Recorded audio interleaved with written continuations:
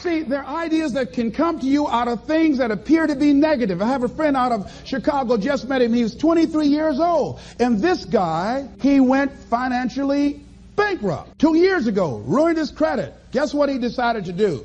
He found a blessing in it. He wanted to restore his credit.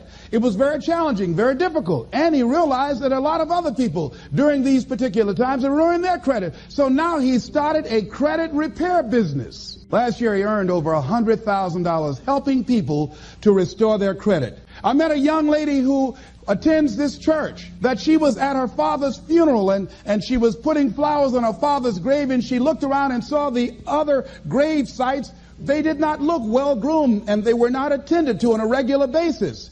She started a grave site maintenance business. Out of that tragedy, something positive has come out of it. And now she's earning more money doing that than on her present job. What idea are you sitting on? Write your ideas down. And then, once you get that idea, take the leap. Hello? Take the leap. See, a lot of people get the ideas and just walk around with them. Have you ever had an idea and all of a sudden you looked around and somebody had that idea and gone with it? Think you're going to be going with my hospital idea. Forget that, buddy. We will be out there together, Jack. Take the leap. See, it's out here in the universe. If you don't take the plunge, I guarantee you, somebody else will. Take the plunge.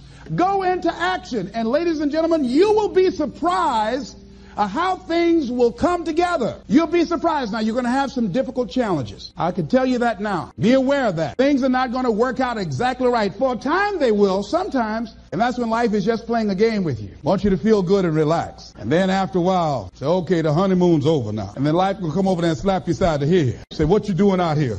Well, this is my dream life. Is that right? Come over here a minute. Oh, you went to the seminar, huh? Come here.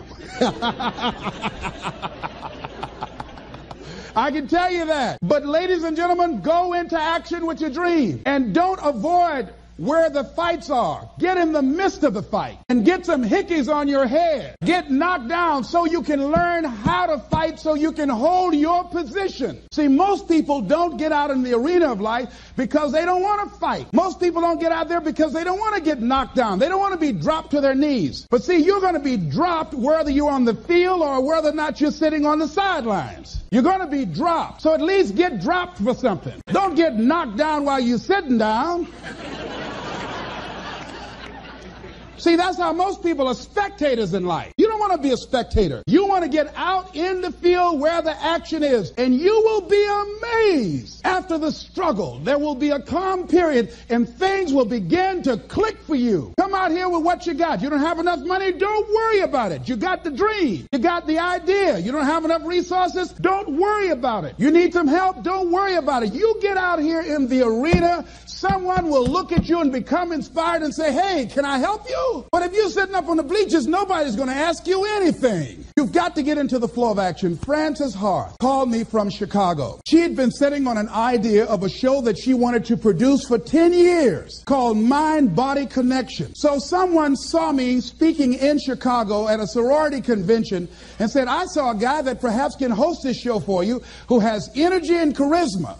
She called me. She was so fired up. I said, listen, on the day that you want to do that, I'm speaking in Chicago. I can do it for you. And I said, by the way, I met somebody 2 weeks ago in Baltimore who has an idea of the same type of show, and she's doing it on radio. Why don't you call her? And then she called me back. Who else would you suggest? I said, well, I know Deepak Chopra. He wrote the book called Quantum Healing, and Bernie Siegel. Could you get his number? I tell you what, I have a friend named Jack Boland at the Church of the Day. He knows how to get in touch with him. Call him, and he will give you the number so you can get in touch with Bernie Siegel. That lady started calling all around. Did not have the resources, but she had this idea and dream. And she said the other night when she came before the audience that had gathered in the studio, she said, I feel like I've been pregnant for 10 years.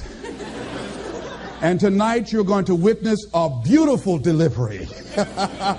And it was. She said, I couldn't believe, Les, how things began to happen, how it all began to come together. And how many of you ever started on some dream and you didn't have all your stuff together, but you just went out there with nothing but faith?